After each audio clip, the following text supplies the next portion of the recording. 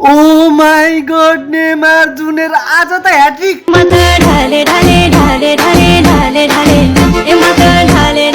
1362 दिन पछाडि ह्याट्रिक।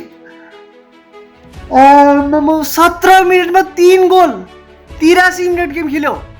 बाप रे बाप, पहिला गोल हेरौँ, गोल।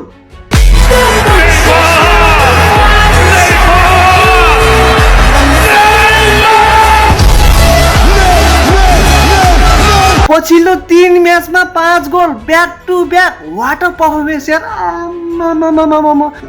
डाक्टरहरूले त भनेको थियो कि त अब खेल्न सक्दैन, सरले क्रिया गरेर 6-7 महिना रेस्ट गर्नुपर्छ भनेर भनेको थिए। कसैको कुरा पनि नसुनेर बात। म आफ्नो टिमलाई रेलिगेसनबाट जोगाउन चाहन्छु, त्यो अवस्थामा रुइरहेको म देख्न चाहन्न भनेर नेमार जुनियर उठेर आम्मामा ब्याक टु ब्याक यस्तो दर्दनाक अवस्थामा 100% फिट भएको छैन अझै।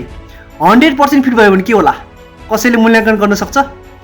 5 वटा स्टार्टको नेमार जुनियर मात्रै हो बलिदान, सुपर स्टार भनेको, अरू कोही पनि होइन है। कतिपयले भन्थ्यो कि नेमार जुनियर अब काम छैन, घरमै सुतेर बस्दा हुन्छ, फुटबल तेरो लागि बनेको होइन भनेर कतिले खिसियाइ गरेको थियो। देख्यो होला नि, सबैको आँखामा यसरी टेप लगाइदियो क्या नेमारको नाम लिएर हाँसेपद गर्नेहरूको। सान्तोस क्लबले नेमार जुनियरलाई जिन्दगीभर बिर्सिन्न, जुनीभर मनमुटुमा राखिरहन्छ क्या सधैँभरि। संसारको प्यारो नेमार जुनियर, एकमात्र सुपरस्टार आइडल भनेको नेमार जुनियर मात्र हुन्। जय नेमार।